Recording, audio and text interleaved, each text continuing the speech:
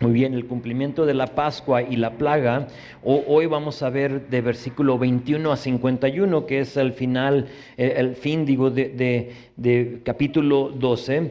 Y si recuerdan, la semana pasada vimos lo que fue la institución de la Pascua, y de hecho que ese fue nuestro título, la institución de la Pascua, pero hoy nos toca ver el cumplimiento de esa Pascua, de esa fiesta, de esa ley, como tú le quieras decir, que Dios va a instituir aquí. Ahora, es interesante porque con las 9 plagas anteriores, no hubo algo específico, si las recuerdas, que el pueblo de Israel tuvo que hacer. De hecho, hemos visto que con algunas de las plagas, que no afectó su territorio, su ciudad. Sabíamos que ellos vivían en Gosén, la mayoría de ellos, quizá había uno que otro que vivía en Memphis, donde creemos que era donde estaba el faraón, pero si recuerdas, en un par de ocasiones, Faraón mandó a sus siervos, recuerdas, que como que a espiar a la tierra de los israelitas, a Gosén, para ver si ellos habían sido afectados por la plaga. Entonces él dice, híjole, aquí está pesada la cosa, vayan a ver. Y van y dicen, pues allá está el sol, o sea, todo está bien, no pasa nada. Y los israelitas estaban totalmente protegidos sin tener que hacer algo para recibir esa protección. Dios los había cuidado, Dios los había protegido, pero aquí con esta última plaga vemos que Dios hizo algo diferente. Y en mi opinión, no fue coincidencia, sino que Dios estaba haciendo algo nuevo. Por algo Dios cambió aquí la cosa. De hecho, sabemos que es algo nuevo porque aprendimos la semana pasada, si ves ahí en verso 12, capítulo 12, verso 2, que dice esto, dice, este mes os será principio de los meses, para vosotros será este primero en los meses del año. Dios cambió el calendario de los israelitas para marcarlo como algo diferente. Con esta plaga, con esta Pascua que ustedes van a observar, algo diferente va a suceder, algo nuevo está pasando, casi como que Dios les estaba diciendo, esta libertad, sí, porque han pasado 9 plagas y no ha habido libertad. O sea, se las ha prometido el faraón, pero no cumple con su promesa, entonces se endurece más y más el corazón. Pero con esta última es como que les está diciendo, con esta libertad, esta libertad va a marcar sus vidas y vamos como que a empezar de nuevo. Todo va a empezar de nuevo de este punto en adelante. ¿Y a poco no suena como lo que sucede con Cristo, con el Señor? Tenemos antes de Cristo, si lo quieres ver de esta manera, años viviendo en Egipto. Algunos en idolatría con dioses ajenos, dioses de este mundo. Y luego, ¿qué pasa? Viene el Cordero de Dios que quita el pecado del mundo. Y luego, a través de su sangre somos sanados y somos rescatados de la muerte. Y luego de ese momento en adelante nos damos cuenta que esa libertad marca nuestras vidas para siempre. Es como que empezamos de nuevo. La semana pasada les dije que tienes 2 cumpleaños como creyente. Tienes el día en que tú naciste, pero también tienes el día que tú naciste de nuevo. ¿Sí? Y es lo que está sucediendo aquí.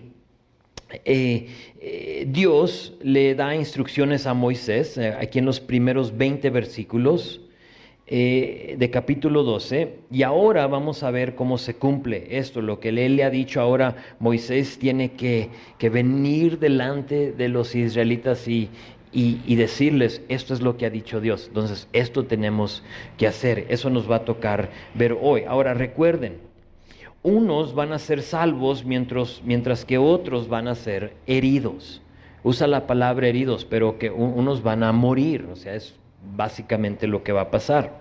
La decisión de estar bajo la sangre, y si dices tú, ¿y eso qué es? Tienes que leer los primeros 20 versículos, quizá escuchar la prédica de la semana pasada, porque ya avanzamos poquito, pero la decisión de estar bajo de la sangre era de cada persona, y hoy vamos a ver que no todos escogieron bien. No todos van a escoger estar bajo la sangre que estaba en el dintel y en los postes de la casa. Aún viene siendo otra similitud entre la decisión de recibir a Cristo o no, ¿verdad? No todos lo aceptan, no todos quieren esa salvación. Quizá tú le has compartido a un ser querido y lo ha rechazado. O una persona, vas en el camión y tú le explicas y le dices, y dice, no, o sea, eso funciona para ti, pero para mí no. Esa persona básicamente ha decidido no estar bajo la sangre del Cordero. Y cuando llegue el juicio, si esa persona no toma una decisión para estar, y eso es lo que requiere, es una decisión, no tienes que hacer nada más. Y eso como que lo señalamos, lo resaltamos la semana pasada, que simplemente tenías que permanecer y estar en la casa y no salir fuera. Y cuando iba a pasar Dios, y ahora nos vamos a dar cuenta del heridor, o sea, del que iba a herir a la gente. Si tú estabas en esa casa te iba bien, si no, entonces ibas a ser herido. Entonces, hasta ahí llegamos.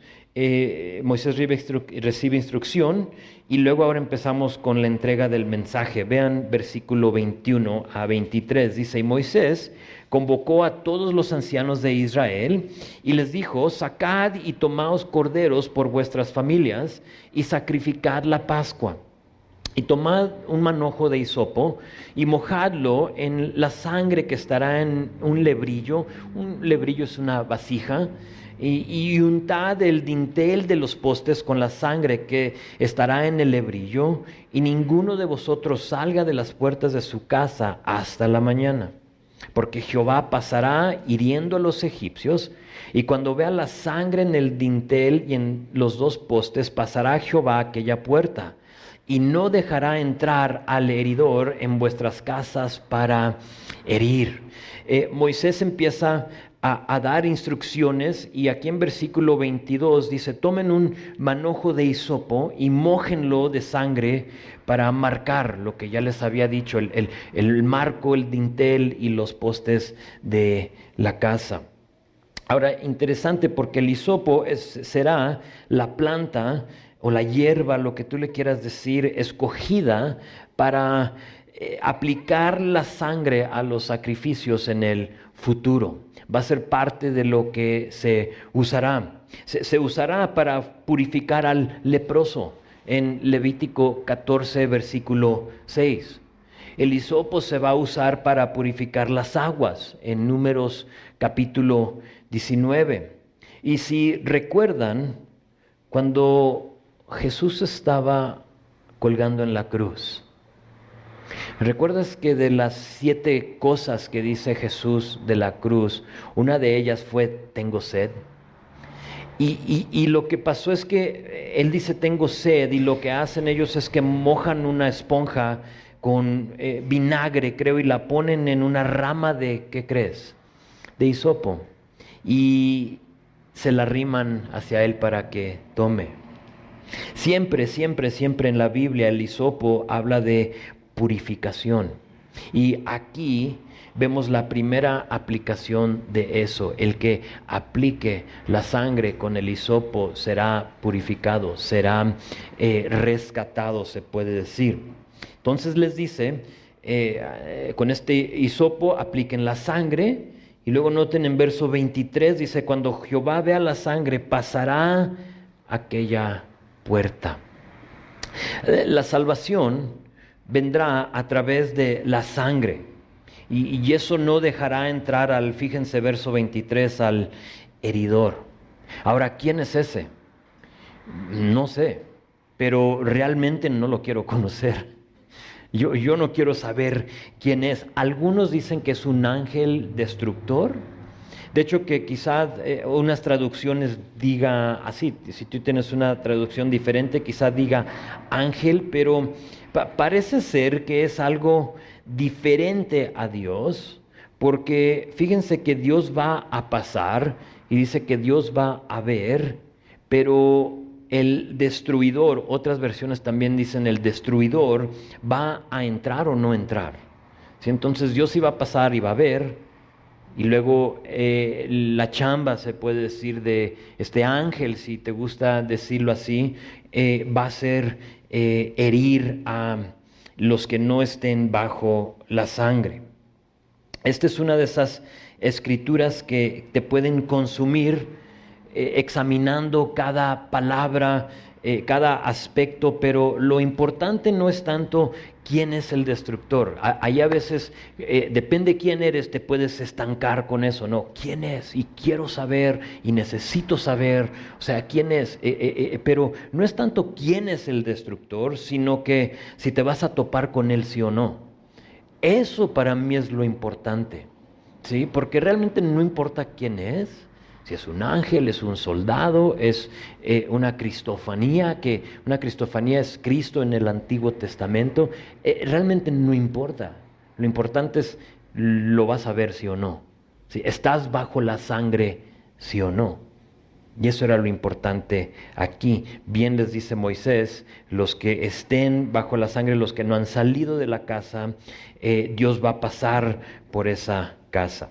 Verso 24 dice, guardaréis esto por estatuto para vosotros y para vuestros hijos para siempre. Y cuando entréis en la tierra de Jehová, que Jehová os dará, como prometió, guardaréis este rito.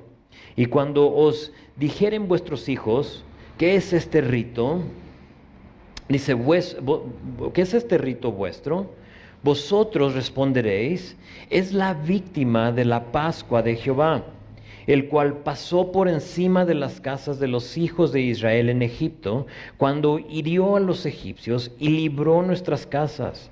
Entonces el pueblo se inclinó y adoró, y los hijos de Israel fueron e hicieron puntualmente así como Jehová había mandado a Moisés y Aarón. Dos cosas que quiero notar aquí, quiero resaltar en estos versículos. La primera es que aquí Dios le dice que esta fiesta será para siempre. Es una fiesta perpetua. No ha habido un año, tienes que saber, que ha pasado desde este momento en el cual el judío no ha observado la Pascua. Depende cómo tú veas los años y el calendario, han pasado más de 3,400 años y no ha habido un año en el cual el judío no celebra la Pascua. Impresionante, ¿no? ¿Por qué? Porque Dios aquí lo dijo. O sea, les estoy diciendo, esto va a marcar a los israelitas. Esto los va a definir, o sea, es como Dios los salvó. Así como Dios lo dijo, se ha hecho y es algo hermoso. Me dicen que en Israel estar ahí para la Pascua es algo de lo más impresionante, ver, experimentar eso. No solo eso, sino que también quiero que noten que no solo era para ellos, sino que para sus hijos. Vean, versículo 24 dice esto, será para ellos y sus hijos, y luego noten rápido verso 28. Dice que después de eso hicieron puntualmente así. Sus hijos iban a tener que cumplir con esto también, pero habrá un momento donde no van a saber por qué lo hacen. Entonces, ¿es suficiente o sería suficiente simplemente decirles que lo hagan? O sea, tú hazlo porque lo tienes que hacer. No creo. Y saben, muchas veces queremos con nuestros hijos hacer eso, ¿no? Hazlo porque así tiene que ser. Hazlo porque, o sea, no hagas preguntas tú nomás, hazlo. Parece que hay una relación o un vínculo, si te gusta esa palabra, entre decirles, pero a la misma vez hacerlo. ¿Sí? Creo que no basta en decirles a nuestros hijos qué hacer. sino que a la misma vez tenemos que hacerlo. Dijo un pastor, más se retiene por ver hacer que por decir. Sí, uno puede decir y decir y decir, pero cuando nuestros hijos ven a nosotros hacer algo, como que retienen más. Es decir, los hijos aprenden más por lo que te ven hacer y no tanto por lo que tú digas o por lo que tú les digas que hagan. Noten que en el texto los hijos están, fíjense, están observando, están viendo. Y eso les iba a causar preguntar, ¿qué es este rito vuestro? O sea, ¿qué están haciendo? ¿Por qué lo están haciendo? Entonces, ¿cómo podemos nosotros aplicar eso a nuestras vidas hoy en día? Quizá nosotros no observamos la Pascua así tal cual como ellos. Pero ¿cómo aplica para nosotros? Creo que para nosotros, hoy en día, en este año, nuestros hijos necesitan ver la Biblia en acción en nuestras vidas. Y me atrevo a decir que no solo nuestros hijos, por si dices tú, pues es que yo no tengo hijos. O sea, yo soy hijo, no tengo hijos. Ah, ok, pues tus compañeros de la escuela, tus compañeros del trabajo, en tu comunidad donde tú vives. Creo que es importante que la gente no solo nos escuche hablar de ellas, sino que también nos vean vivir lo que decimos. Nada malo con enseñarle la Biblia a tus hijos, y espero que tú lo hagas o que en el tiempo que eran de la edad para poderles enseñar lo hiciste. Pero creo que también tenemos la responsabilidad de hacerlo, también de vivir lo que estamos enseñándoles. Sabes, en nuestro viaje a Israel, en marzo de este año, fuimos a Israel y si recuerdas ahí, en parte de nuestro viaje, en nuestro regreso de Tel Aviv a Estambul y luego de Estambul íbamos a ir a Houston, se demoró el vuelo, los dos, de Tel Aviv no llegamos a tiempo a Estambul, llegamos a Estambul y nuestro vuelo ya se había ido a Houston, y ahí en ese aeropuerto pasamos no solo nosotros, sino que cientos, me atrevo a decir que éramos miles de personas, porque fue por la neblina que no pudieron salir los aviones, entonces éramos miles de personas allí presos realmente en el aeropuerto de Estambul, de Turquía. No sabíamos el idioma y ahí estábamos y por fin después al siguiente día nos dieron un vuelo. Ya no era Houston, esta vez era a Miami, pero estaba bien, estábamos aterrizando en tierra estadounidense y solo queríamos llegar allí, hasta en coche llegaríamos, porque nos habían dicho, era un lunes, nos dijeron el próximo vuelo es hasta el jueves. Dijimos, ¿qué vamos a hacer aquí en Estambul por 3 días? O sea, no, tenemos que regresar a casa, y por fin nos permitieron salir en ese vuelo. Pero recuerdo en ese viaje de Estambul a Miami que viajamos con un grupo de judíos. Eran muchos, eran judíos ortodoxos, los varones vestidos tal cual, así con el cabello, las trencitas, las mujeres, porque pasamos mucho tiempo en el aeropuerto y a mí me gusta observar a la gente, entonces yo estaba ahí observándoles, pero no sé si lo sabías, pero ellas se ponen pelucas porque es como parte de tener un velo. Entonces si no traes un velo, lo que puedes usar es usar una peluca. Entonces yo veía que como que se escondían las mujeres y se ponían su peluca, para como ya no querían traer el velo, ¿no? Entonces traían una peluca, pero pasamos mucho tiempo con ellos en el aeropuerto, y ya cuando estábamos en el vuelo, un vuelo de 13 horas, vi y observé que los varones, no sé si era el rabino, no sé si era el papá de ellos, no sé si era como el pastor, por decirlo así, no sé, pero yo veía que muchas veces, varias veces, en una manera religiosa, separaban estas personas, estos hombres, los padres, con los hijos a leer y a orar. Entonces, en un vuelo así de largo, te permiten pasar y andar y caminar. Tienes que, si no ahí te vas a intumir, ¿no? Y te va a dar un coágulo en una pierna y te vas a morir ahí. Entonces, tienes que andar caminando. Entonces, ellos lo que hacían, hay áreas donde te puedes parar. Y ellos, a lo mejor los has visto, pero hacen esto, ¿no? Y cuando oran, eso no es como bíblico, es simplemente como para mantener el enfoque en lo que están haciendo, ¿sí? Para que, o sea, olvídate de todo lo demás y enfócate en lo que estás haciendo. Entonces, si te veo yo durante la alabanza haciendo eso, sé lo que estás haciendo, ¿no? Se está enfocando. Pero no, eso lo hacían, ¿no? Religiosamente, 1, 2, 3, 4 veces. O sea, y yo decía, híjole, pues qué espirituales, ¿no?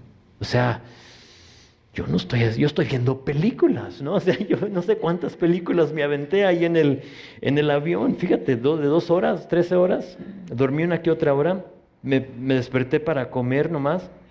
Pero fueron varias veces que lo hacían, pero recuerdo pensar, ¿y qué tal sus vidas?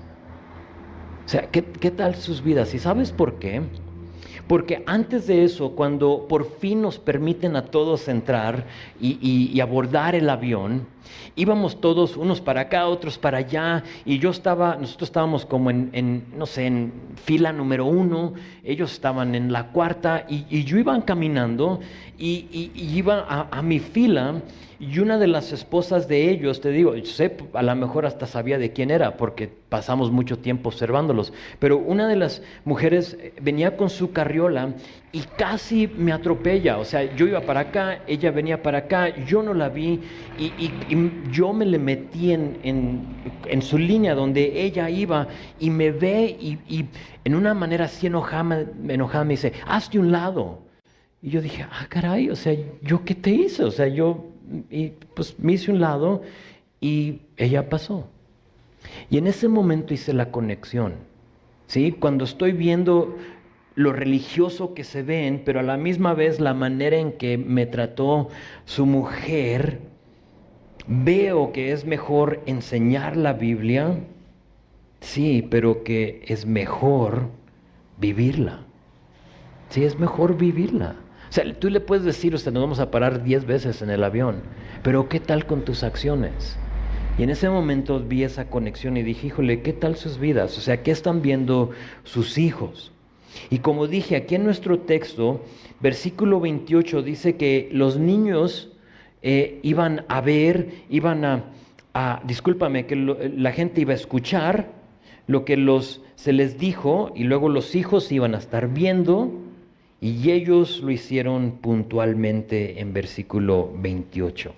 Entonces se les dijo, los hijos escucharon y ellos hicieron. Y creo que para nosotros es como un buen patrón de que tú quizá lo que escuches aquí, no dejes que solo entre por un oído y salga por el otro, sino que lo apliques a tu vida, que todos lo apliquemos. Acabamos de cantar que el centro de todo eres Jesús, ¿sí? Y lo digo en un día en que, pues, o sea, tengo que confesarlo, la regué con mi hija, o sea, me molesté con ella, le levanté la voz, o sea, hoy. O sea, me estoy hablando, cuando yo escribo esto me estoy hablando a mí, ¿eh? O sea, a mí me cae el 20, pero, o sea, lo escribí y luego lo hago y digo, ¿y de qué me sirve? Sí, le tuve que pedir perdón, discúlpame, la regué. Lo reconozco, canto, el centro de todo eres Jesús, desde el principio y hasta el fin. Tú has sido y siempre serás. Ese es Dios. Pero después en la canción cantamos, el centro de mi vida sé Jesús, de mi ser hasta el cielo. Cristo es el centro, y digo yo, ¿lo es o no lo es?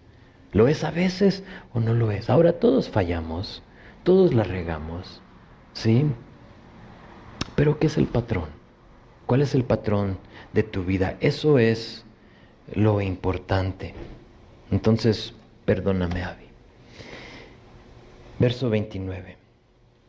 La instrucción ya se dio, ahora se lleva a cabo el juicio. Vean verso 29, dice, y aconteció que a la medianoche Jehová hirió a todo primogénito en la tierra de Egipto, desde el primogénito de Faraón que se sentaba sobre su trono, hasta el primogénito del cautivo que estaba en la cárcel, y todo primogénito de los animales. Y se levantó aquella noche Faraón él y todos sus siervos y todos los egipcios, y hubo un gran clamor en Egipto, porque no había casa donde no hubiese un muerto. A medianoche, a la hora que nadie esperaba, nadie lo esperaba. No nos había dicho a qué hora iba a llegar, pero a medianoche lo sorprendió. Y en cada casa dice que hubo un muerto. Ahora, para el creyente, para ti, para mí, si tú has puesto tu fe y tu confianza en el Señor, sabemos que no esperamos el día del Señor con temor. Porque pensé y pensé, bueno, ¿y cómo aplica esto a nuestras vidas? ¿Sí? ¿Qué le podemos extraer a esto para nosotros? Y pensé en el día del Señor. Otro día que no sabemos cuándo llegue, ¿verdad? O sea, nos dice la palabra que nadie sabe, ¿sí?, el día ni la hora en que llegará nuestro Señor. Pero como creyente nosotros no esperamos ese día con temor de que, híjole, ¿me va a salvar o no me va a salvar? Creo que nosotros en Cristo tenemos la seguridad de que al momento que Él regrese, estaremos con Él por la eternidad. Pero la pregunta es esta: ¿cómo nos va a encontrar? ¿Cómo nos va a encontrar? ¿Qué es lo que nos va a encontrar haciendo? ¿Nos va a sorprender porque estamos haciendo algo que no debemos?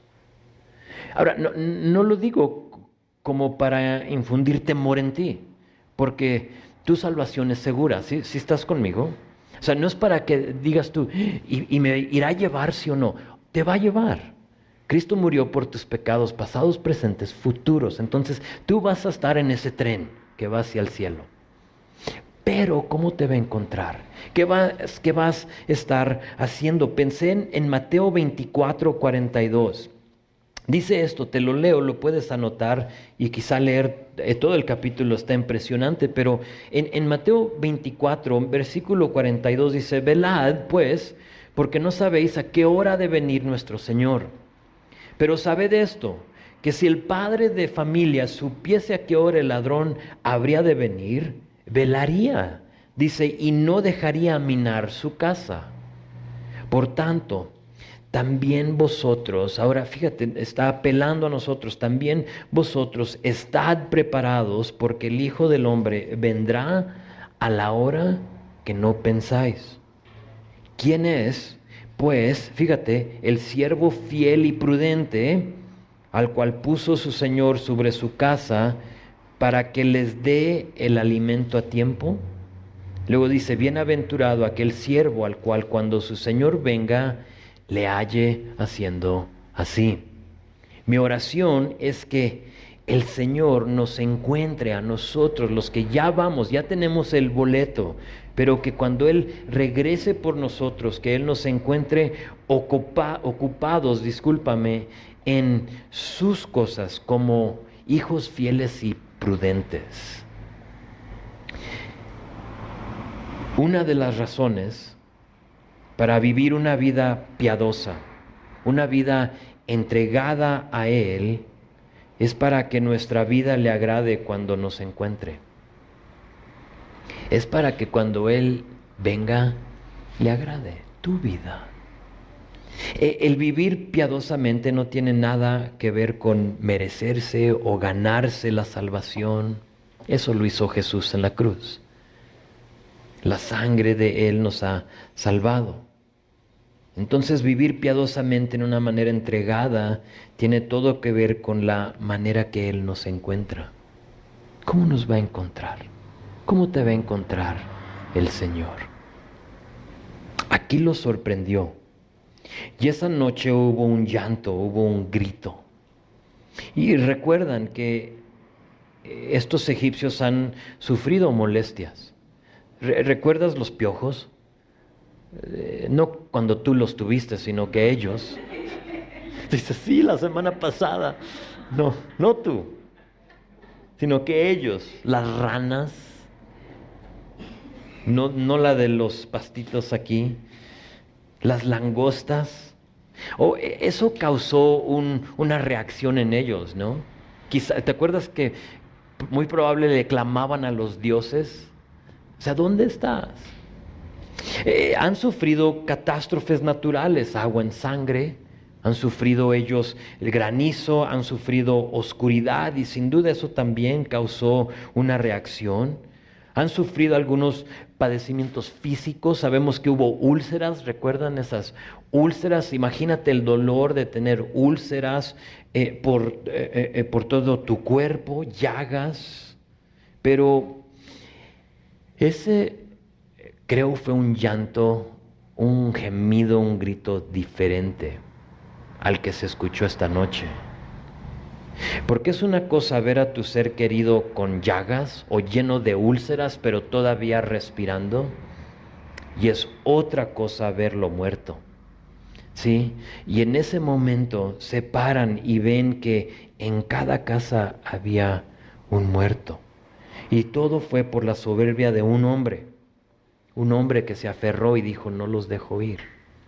Y por lo tanto, cientos de personas sufrieron.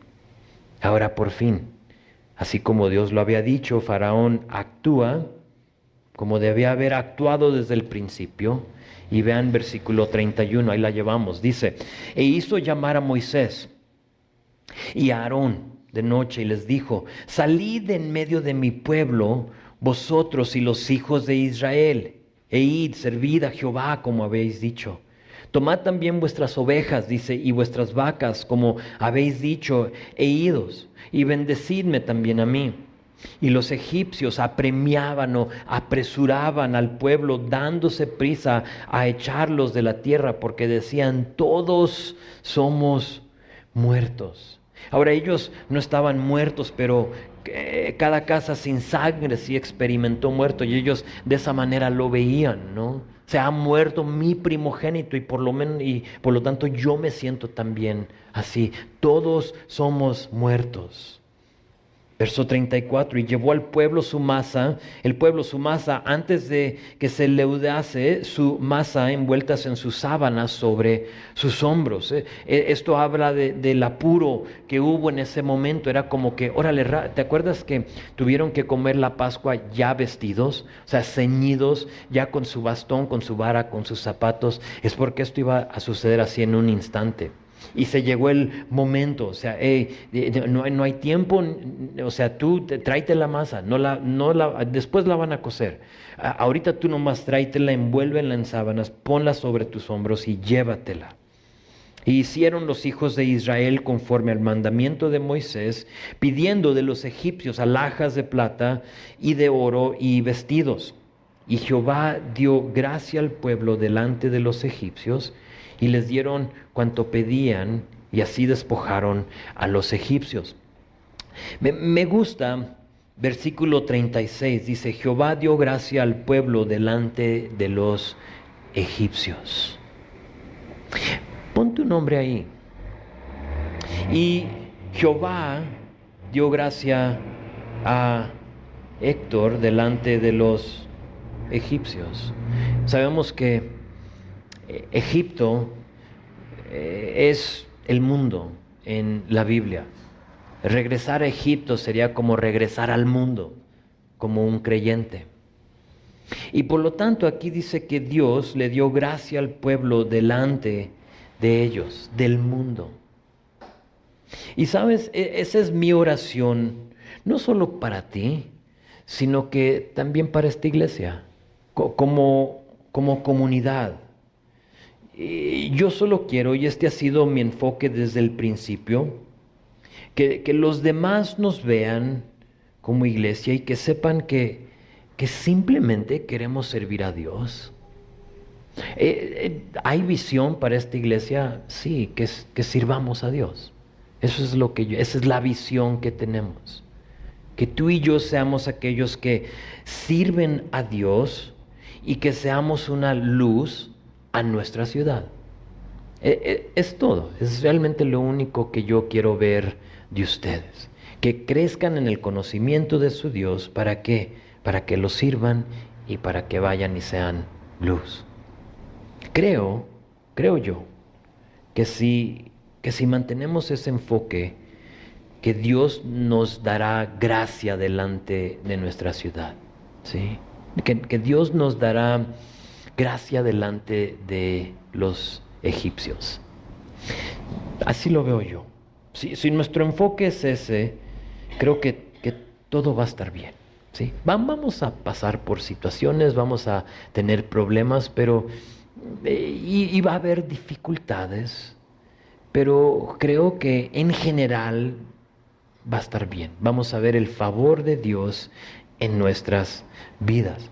Yo les he contado que aquí vamos a cumplir 5 años aquí en este lugar, rentando este espacio, y cada año tengo 4 años visitando a la secretaria del dueño y cada año me dice, te va a subir la renta, te va a subir la renta.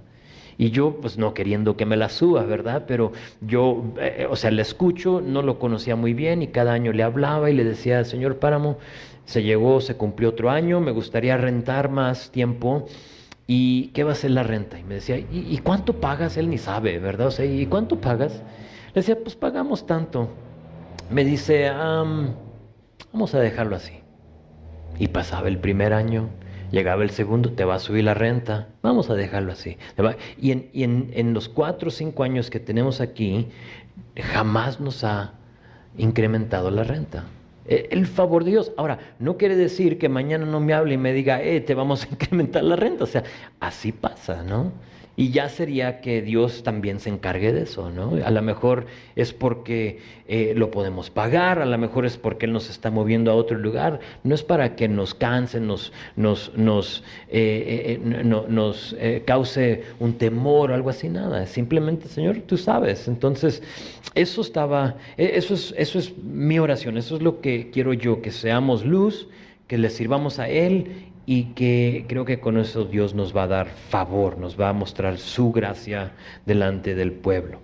Entonces, ahora aquí en los siguientes versículos, 37 a 39, tenemos el Éxodo descrito para nosotros, lo que realmente es el Éxodo. Sí, el libro tiene ese nombre, pero aquí está. Es por esto, dice 37, partieron los hijos de Israel de Rameses a Sucot. Sucot es tabernáculo. Ahora, no se cree que ese fue un pueblo, no creen que fue una ciudad, sino que los que tienen mucha más experiencia que yo, los teólogos, creen que simplemente fue un lugar donde acamparon, donde pudieron ellos poner sus tiendas de campaña, ¿sí? Sus tabernáculos es lo que es. Después va a haber una fiesta de tabernáculos, de Sucot. Entonces dice que llegaron a Sucot como 600,000 hombres de a pie, sin contar los niños. También subió con ellos grande multitud de toda clase de gentes y ovejas y muchísimo ganado.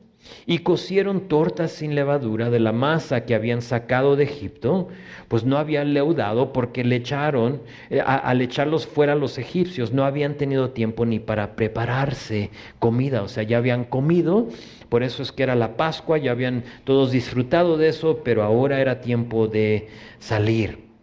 Y con estos versículos creo es importante que nos detengamos un momento y que que te traslades al pasado para pensar en esta escena.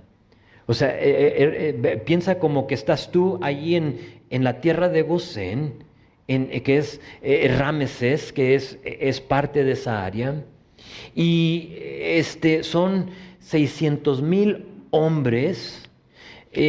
Nuestra ciudad, creo, por el último censo que hubo, éramos como 180,000, algo así, por el tráfico que veo, que sin duda ya somos 200,000 o más, no sé, pero haz de cuenta, 3 veces nuestra ciudad, ¿ok? Entonces todos estamos listos para ir en un viaje, pero no va a ser en avión, no va a ser en tren, no va a ser en coches, va a ser a pie. Entonces, puedes en tu mente pensar en 600,000 personas, son muchas, ¿no? 600,000 personas, hombres, estos solo son hombres de a pie, y esa palabra en el hebreo es guerreros. Ahora, todavía no son guerreros, son esclavos. Más adelante van a ser guerreros. Cuando Josué los lleve a la tierra prometida, van a tener que ser guerreros. Pero en este momento Dios les llama guerreros, pero hay 600,000 hombres hábiles. El énfasis en esa palabra es de habilidad de pelear. ¿Okay? Entonces, no son niños, ¿sí? Pero son hombres que pueden pelear. Entonces, como dije, no incluye niños. Aquí no lo dice según verso 37. Pero, ¿sabes? Tampoco incluye a hombres ya grandes. A hombres que ya no tienen la habilidad de pelear. No sé, 70 años, no quiero ofender a nadie que diga, yo todavía puedo pelear, ¿no? Pero, no sé, vamos a decir de 70 hacia arriba, ¿sí? Todavía hay otra cantidad de hombres, ¿ok? Entonces, estás viendo, están 600,000 hombres, hay niños, o sea, entre 600,000 hombres, ¿cuántos niños ha de haber? Un montón. Hay hombres ya ancianos, ya más grandes, pero esto tampoco incluye a las mujeres. Sí, entonces también hay mujeres. Y no solo eso, sino que fíjate en verso 38. Fíjate lo que dice ahí, y los acompañaba, dice, una multitud de toda clase de gentes. Estamos hablando de que algunos estiman que podría haber sido 2 millones de personas listos para caminar por el desierto. Es un montón de personas. Entonces tienes un grupo de 2 millones de personas saliendo de Egipto. ¿Cómo se vería esa caravana? O sea, no sé, a mí me gusta así pensar, ¿no? O sea, ¿cómo se vería? Pienso yo en la nube de polvo que salía cuando empiezan todas estas personas, están en el desierto, ¿no? Entonces se empiezan a caminar. Imagínate esa nube de polvo que se levantaba cuando caminaban todos. 2 millones de personas. ¿Te imaginas la logística que se requiere para mover a esa cantidad de personas? Y sin duda, Moisés y Aarón reciben el favor de Dios, la gracia de Dios para poder lograr lo que Dios les está pidiendo que hagan. Hablé de la gente de toda clase, es decir, que dentro de ellos había egipcios.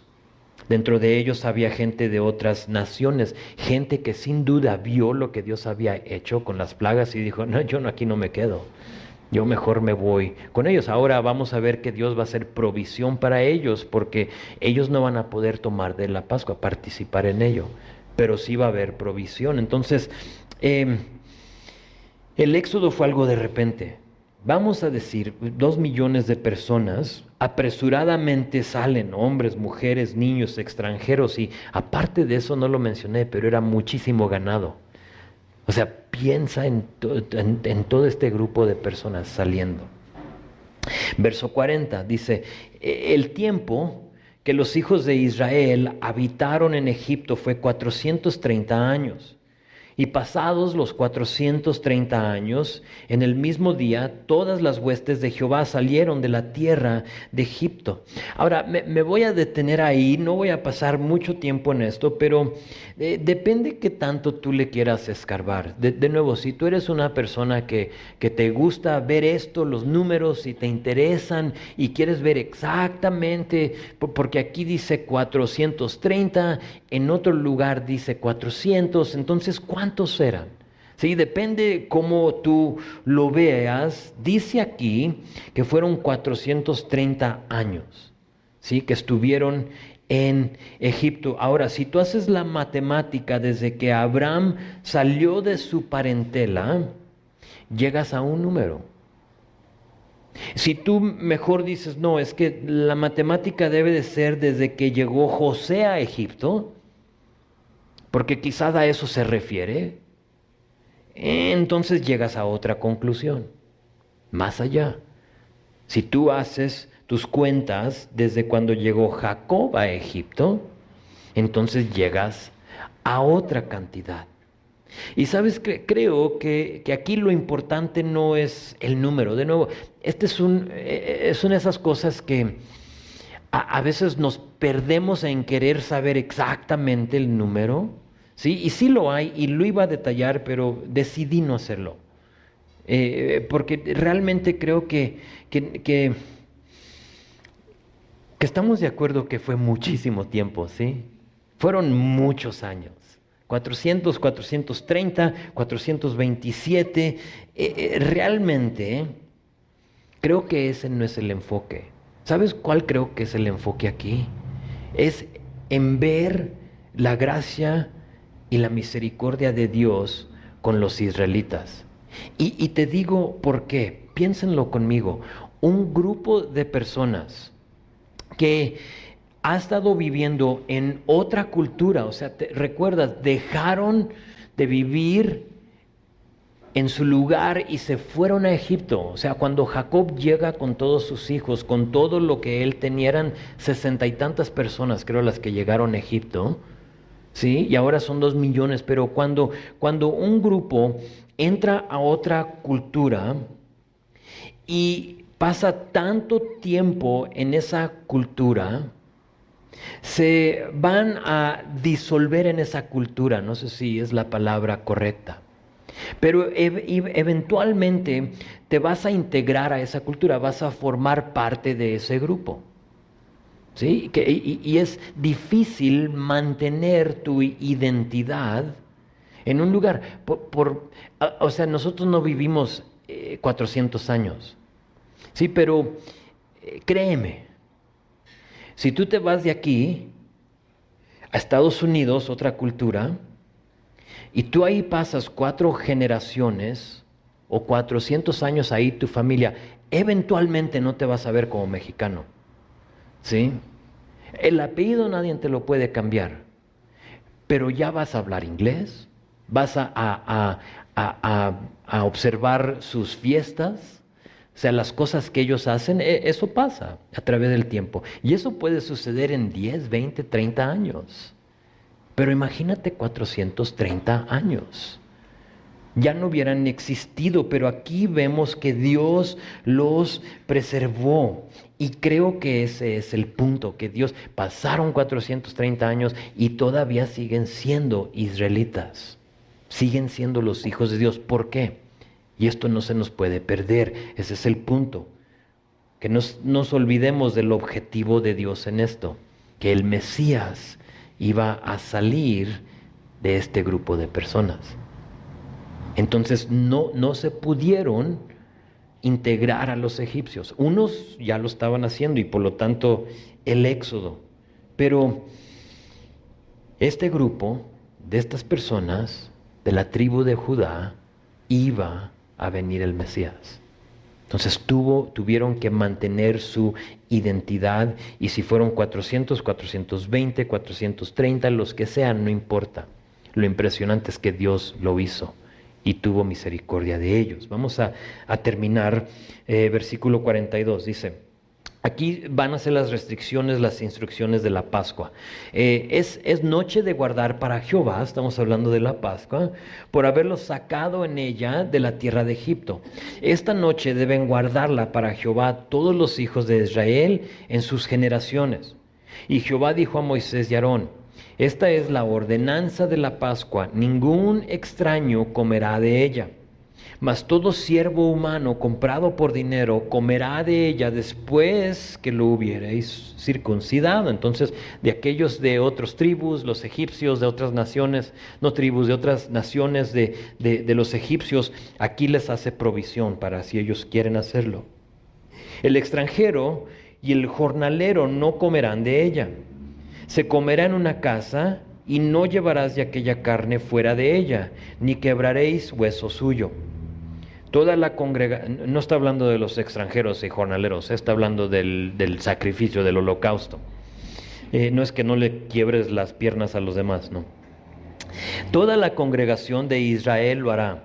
Mas si algún extranjero morare contigo y quisiere celebrar la Pascua para Jehová, séale circuncidado todo varón, y entonces la celebrará, y será como uno de vuestra nación, pero ningún incircunciso comerá de ella. La misma ley será para el natural, o el israelita es el natural, y para el extranjero que habitare entre vosotros. Entonces era muy difícil que seas israelita y que no, hombre, varón, y que no seas circuncidado, pero por si las dudas, aquí dice, también será lo mismo para ti. Verso 50, y así lo hicieron todos los hijos de Israel, como mandó Jehová a Moisés, y a Aarón así lo hicieron. Y en aquel mismo día sacó Jehová a los hijos de Israel de la tierra de Egipto por sus ejércitos, o esa palabra es multitudes, o puede ser por su grupo, cada quien de la tribu de quien pertenecía. Ahora, este puede ser un texto al cual le podemos dar como muy poca importancia. ¿Por qué? Porque pues nosotros no celebramos, no observamos, por decirlo así, la Pascua, no somos judíos, no tenemos que preocuparnos de que haya un incircunciso entre de nosotros y que, oyes tú, o sea, para compartir, para tomar parte de eso, tenemos que hacer esto. Entonces, es muy fácil como darle muy poca importancia, pero quiero que noten, las similitudes son 4 entre los requisitos para participar en la Pascua y lo que viene siendo Jesucristo, nuestra Pascua. Hay algunas similitudes, te las muestro. Vean, y terminamos con esto. Vean versículo 43. Dice, ningún extraño comerá de ella, solo comerá si, verso 44, se circuncidará.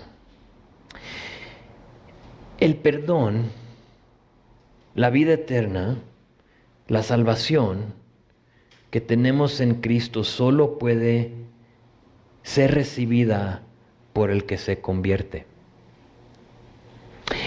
Aquí el único que iba a poder tomar parte de esta Pascua era el que se quisiera convertir al judaísmo. Ahora, al convertirse el varón, se convertía el resto de la familia. Sí, entonces eso es lo que está pasando aquí. Ahora, hablo de convertirse, es decir, darle la espalda a la vieja vida. Para nosotros es pedirle perdón.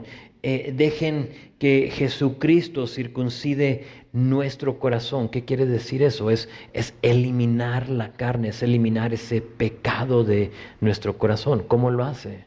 Simplemente con aceptarlo. Llegar a sus pies y decir, Señor, pido perdón y recibo el perdón por medio de Jesús. Y así tú ahora eres parte de el que puede tomar parte de Jesucristo.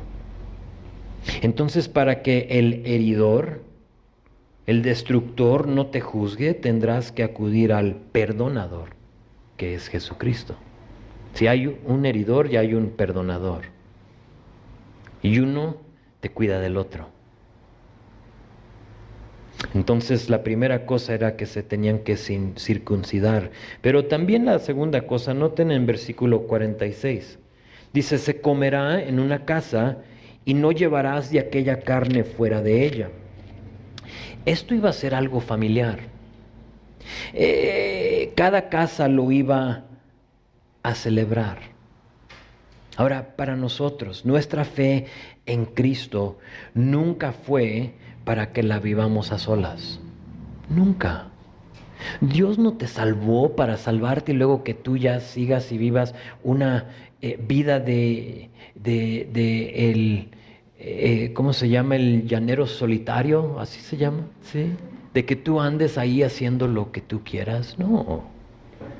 Algo que nos ofrece el ser parte de una iglesia es fraternidad, es compañerismo, ¿sí? Es pasar tiempo juntos. Fíjate, se comerá en una casa. Y no era como para que tú llegues y tomes como tu platillo desechable para llevártelo y que tú te vayas a comértelo. No, nada se llevará fuera de esa casa. Estaba promoviendo la comunidad, ¿sí? Lo que después vamos a conocer como la iglesia. Ahora, no somos una familia perfecta. ¿Hay tal cosa? No creo, ¿verdad? Como iglesia no somos una familia perfecta. Tarde que temprano, muy probable que ya pasó, yo voy a hacer, yo voy a decir, no voy a decir, no voy a hacer algo que te va a parecer mal. Ahora, mientras que no sea herejía, o sea, algo que ya te estoy como mandando por otro rumbo, mientras que no sea herejía, te pido que reconozcas que no siempre vamos a estar de acuerdo. Pero ninguna familia está de acuerdo al 100%, ¿verdad? O sea, siempre hay como que, no, yo no veo como tú, yo no. Entonces, aquí como familia, lo somos, nos queremos, pero a veces vamos a ver las cosas de distintas maneras. Y sabes, lamentablemente estaba pensando yo en una familia en específico que ya no asiste aquí, y sé que no es por herejía, sé que no es por ninguna otra cosa, sino que cuando esa familia llegó tenía una expectativa de mí, y más de mí que de mi esposa, que no la cumplimos, y por lo tanto ya no asisten. Y digo, qué tristeza. O sea, y sabes lo triste es que ahorita no asiste en ningún lugar, lo sé. Y digo, qué triste, que simplemente porque no cumplimos su expectativa de lo que ella quería de nosotros, ya no está. Triste. Pero esto iba a ser para la familia, ¿no? Iba a ser algo familiar. Entonces, dos cosas. Tercera cosa, igual en versículo 46, dice, tampoco se le quebrará ningún hueso al animal sacrificado. La semana pasada les di unos versículos en el Antiguo Testamento, tanto como en el Nuevo, que hablan acerca de eso. A Jesús sabemos que lo abofeteaban. ¿Recuerdas que le escupían? No solo le escupían, sino que también lo golpeaban. Le daban sus latigazos, le sacaron la barba según Isaías 52. Lo crucificaron.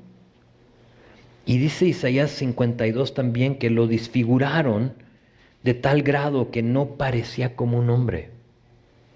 O sea, no hay ninguna, o sea, vemos la pasión de Cristo en la película y todavía se ve como un hombre, una figura. Pero según la palabra, cuando lo colgaron, no tenía semejanza a un hombre, lo desfiguraron que no parecía un hombre. Y a pesar de que le hicieron todo eso, sabemos que no le quebraron ningún hueso. Interesante. ¿Por qué es que lo resalta aquí? Creo yo que es porque con el Mesías, con Jesús, iba a suceder lo mismo. En Jesús se cumple lo que se dijo aquí en Éxodo capítulo 12. Impresionante. Cuarta cosa, porque puedo seguir ahí, pero vale más avanzar. Cuarta similitud, verso 47, dice, toda la congregación de Israel lo hará. Si eres parte de la familia de Dios, lo hacías, estabas obligado a tomar parte de la Pascua. Ahora, para el cristiano, esto puede ser equivalente a la cena del Señor. Es nuestra Pascua. Puedes anotar ahí en 1 Corintios 5, versículos 7 a 8, porque dice que Cristo es nuestro Cordero Pascual, que ha sido sacrificado. Dice que a Él y con Él en mente celebramos nuestra Pascua.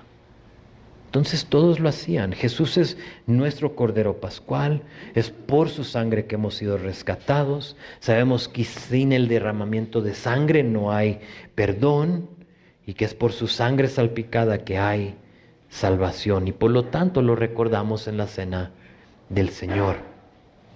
Pues hasta ahí llegamos y vamos a parar ahí porque se nos ha ido todo el tiempo. Pero esa es la Pascua, el Éxodo y la plaga. Entonces de aquí en adelante tenemos a los israelitas en el desierto. ¿Y van a pasar cuántos años en él? 40 años.